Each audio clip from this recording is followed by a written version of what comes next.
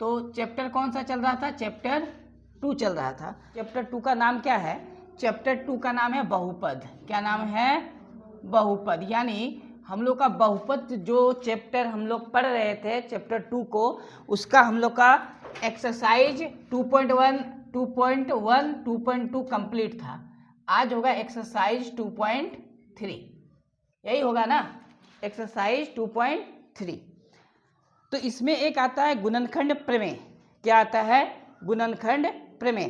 तो आखिर ये गुणनखंड प्रमेय क्या होता है? सीधे सवाल पे आते हैं। पहला क्वेश्चन, क्वेश्चन नंबर फर्स्ट, बताइए कि निम्नलिखित बहुपदों में से किस बहुपद का एक गुणनखंड x+1 है?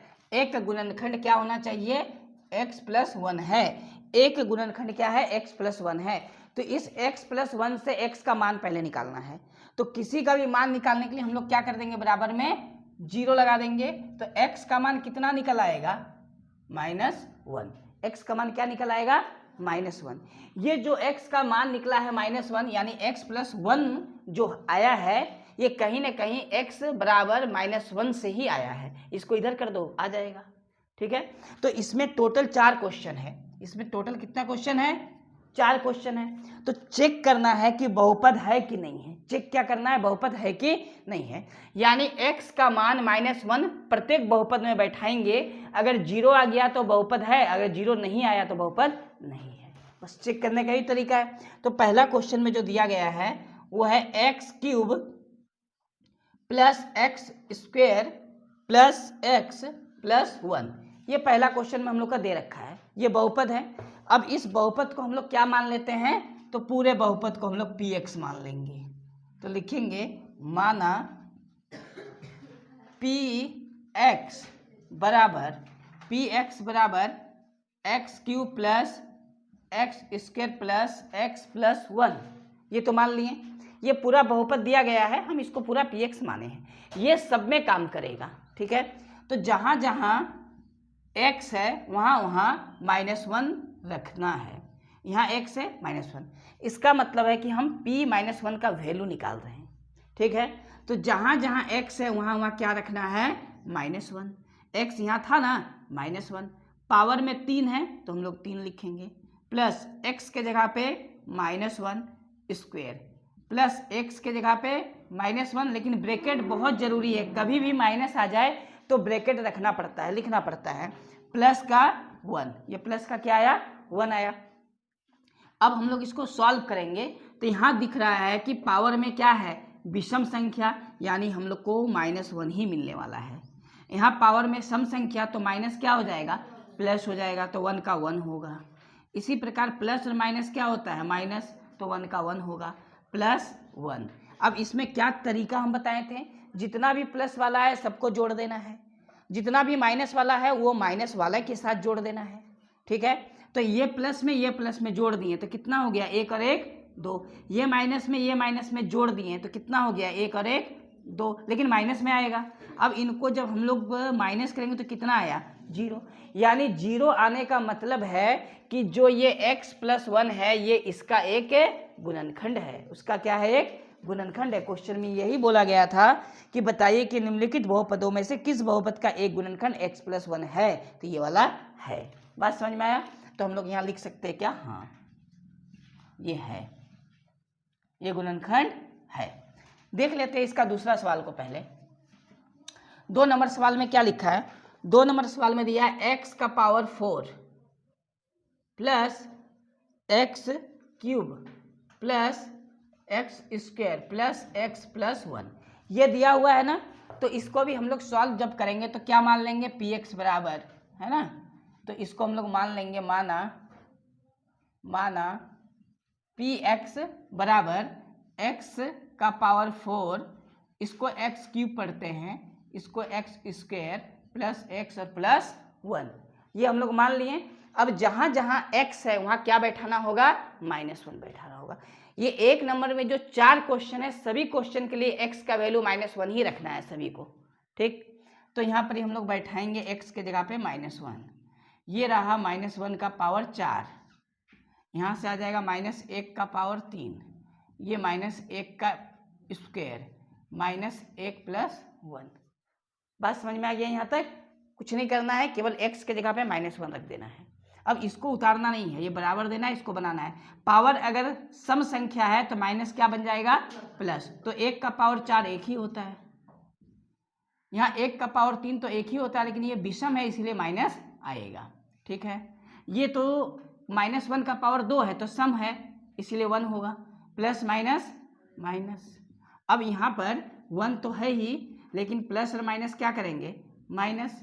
ये रहा 1 -1 और +1, सभी 1 को जोड़ना है जोड़ वाले में। ये है प्लस में, ये है प्लस में, ये है प्लस में, तो कितना आया? 3। ये है माइनस में, ये माइनस में, 1 और 1 2। इनको माइनस करेंगे तो कितना आएगा? 1। और 1 आने का मतलब ही क्या है कि ये गुणनखंड नहीं है इसका। बात समझ में यहाँ तक आ गया? कोई दिक्कत नहीं है? ठीक है। अब इसके बाद तीसरा क्वेश्चन को हम लोग सॉल्व करेंगे और चौथा को, है ना, इसको पहले नोट कर लेना है, उसके बाद सॉल्व करेंगे। क्वेश्चन नंबर 1 का 3, इसमें लिखा है x का पावर 4 है प्लस 3x क्यूब, उसके बाद है plus 3x square plus x plus 1। ठीक है, तो ये रहा क्वेश्चन नंबर 3। तो इसमें हम लोग को करना क्या है? सबसे पहले पूरे बहुपद को हम लोग मान लेंगे ये px है, तो लिखना है माना px बराबर x का power 4 plus 3x cube plus 3x square plus x plus 1। ये पहला स्टेप हो गया मानने वाला। अब जहाँ जहाँ भी x है वहाँ क्या रखना है? -1। हम लोग यहाँ पहले निकाल लेंगे -1 को, ठीक है, 0 बराबर करके। तो ये p रहा और यहाँ बैठाना है -1 बराबर, यहाँ बैठेगा -1 का पावर 4 प्लस 3, ये x है तो -1 का क्यूब, उसके बाद 3 है, x का होगा -1 का स्क्वायर, -1 और प्लस 1। अब ये विषम संख्या है इसीलिए 1 हो जाएगा, विषम नहीं, ये सम संख्या है। 4 कैसा संख्या है? सम संख्या, इसीलिए यहाँ 1 हो जाएगा। ये विषम संख्या है तो ये -1 ही रहेगा, और ये सम संख्या इसीलिए क्या हो जाएगा? 1। ये दोनों के बीच में गुना है और ये प्लस माइनस माइनस हो जाएगा। ठीक है, तो 3 को 1 से गुना करेंगे तो आएगा 3, लेकिन यहाँ प्लस और यहाँ माइनस गुना होके क्या आएगा? माइनस। 3 को 1 से गुना करके 3 -1 प्लस 1।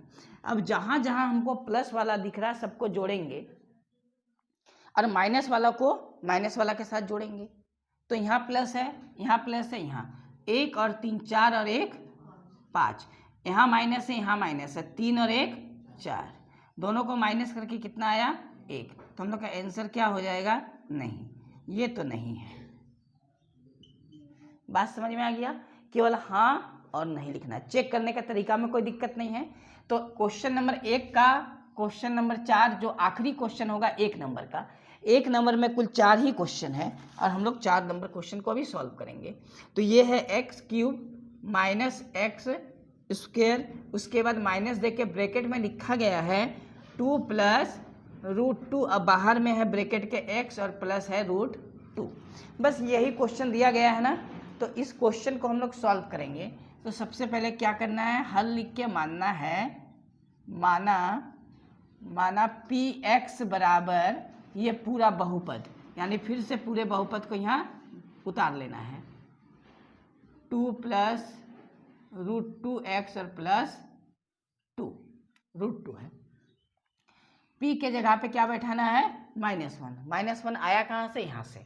ठीक है, यहाँ पर है x क्यूब यानी -1 का क्यूब, उसके बाद -1 का स्क्वायर, उसके बाद ये 2 है रहेगा, √2 है रहेगा, ये x के जगह पे -1 अब प्लस √2 हम लोग दे दिए।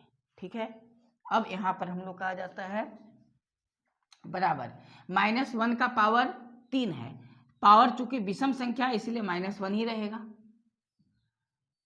-1 का पावर 2 है तो ये माइनस क्या हो जाएगा? प्लस हो जाएगा, यानी यहाँ पर प्लस ही रहेगा और ये माइनस यानी -1 ही रहेगा।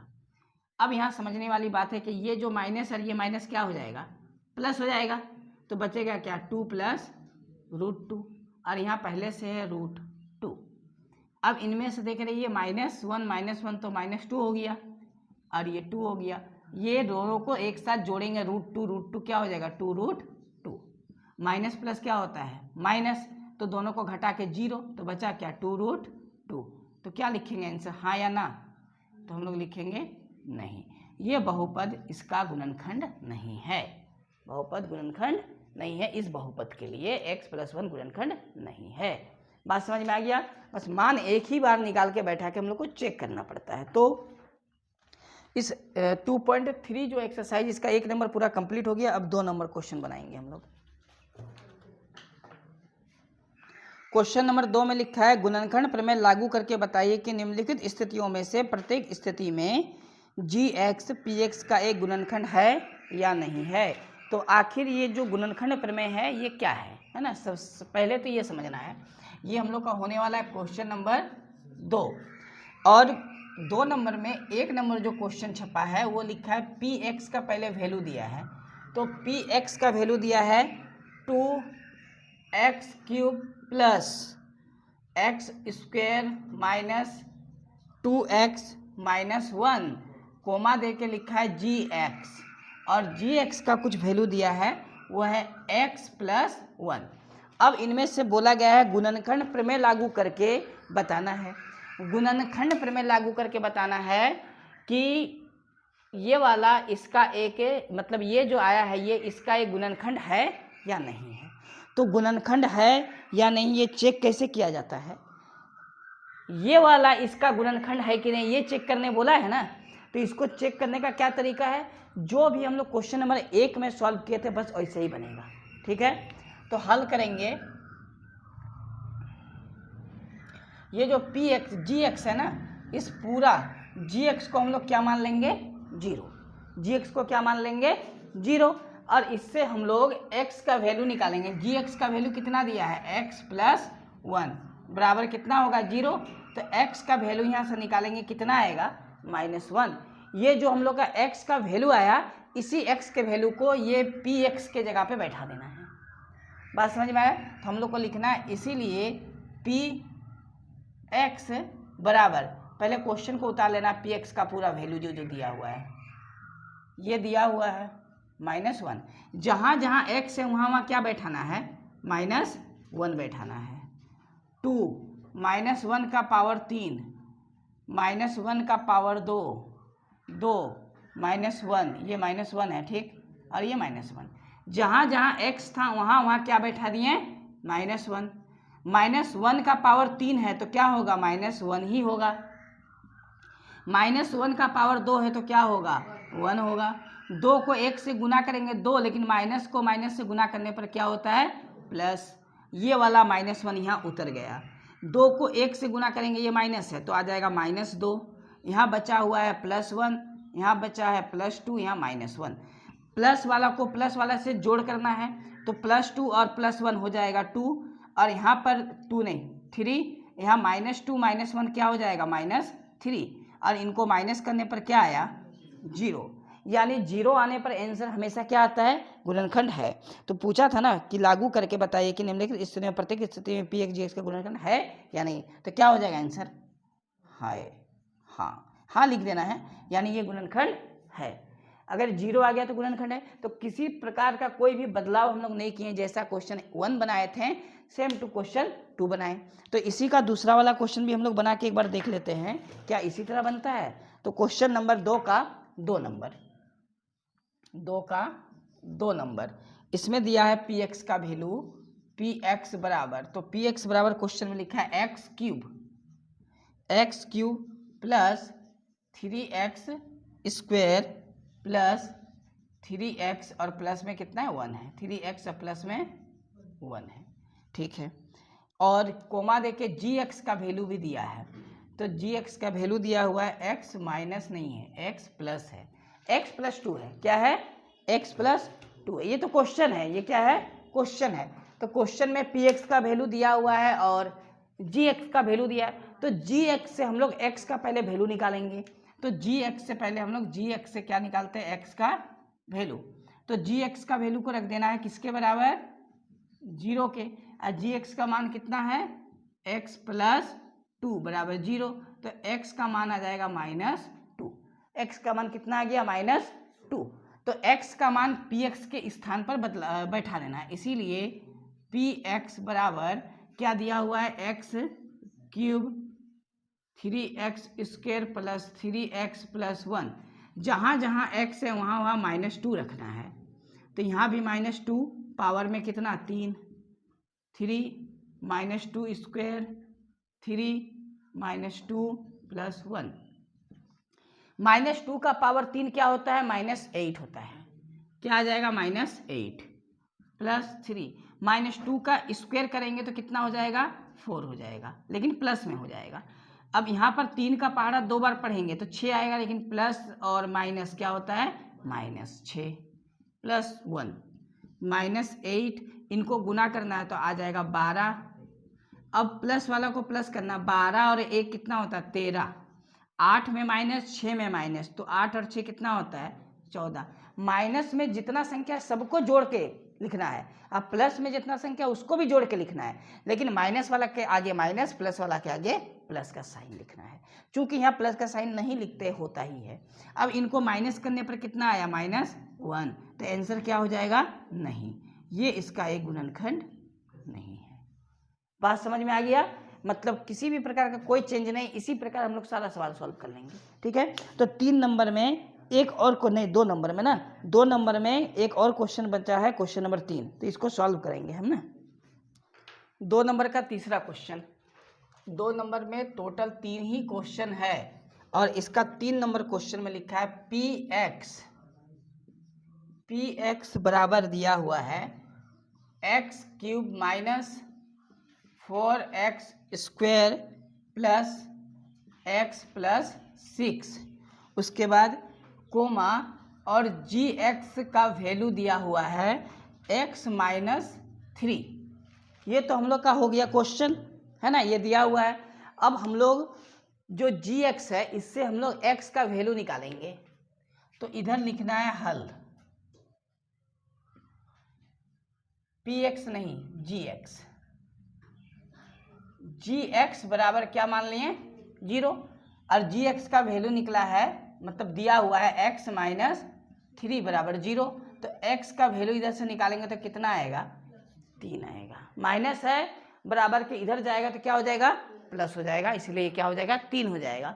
अब हम लोग px में बैठाएंगे वैल्यू, तो इसीलिए px बराबर दिया गया है x cube minus 4x square plus x plus 6, और x का वैल्यू बैठाएंगे हम लोग 3। जहाँ जहाँ x है वहाँ 3, यानी यहाँ 3 का क्यूब हो जाएगा, -4 यानी 3 का स्क्वायर हो जाएगा, प्लस 3 और प्लस 6, ठीक है। 3 का पावर 3 का मतलब है 3 का क्यूब क्या होता है, 3 का क्यूब 27 होता है, तो यहाँ 3 का क्यूब कितना हो जाएगा, 27। ये तो 4 रहा, 3 का स्क्वायर कितना हो जाएगा, 9, ये 3 और ये 6। अब यहाँ पर बचा 27, और ये 9 चरे 36 प्लस 3 और प्लस 6।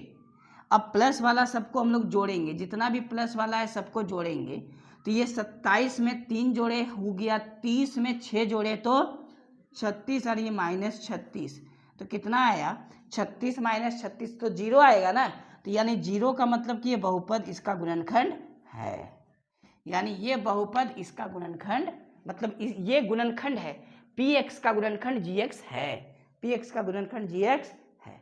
बात समझ में आया। अगर इसको हम लोग गुणनखंड प्रमेय, जो भी प्रमेय बोला है ना, इसी को बोला जाता है कि इसका वैल्यू 0 के बराबर करके x का वैल्यू निकाल के इसमें बैठाएंगे, इसी को गुणनखंड प्रमेय बोला जाता है, ठीक है।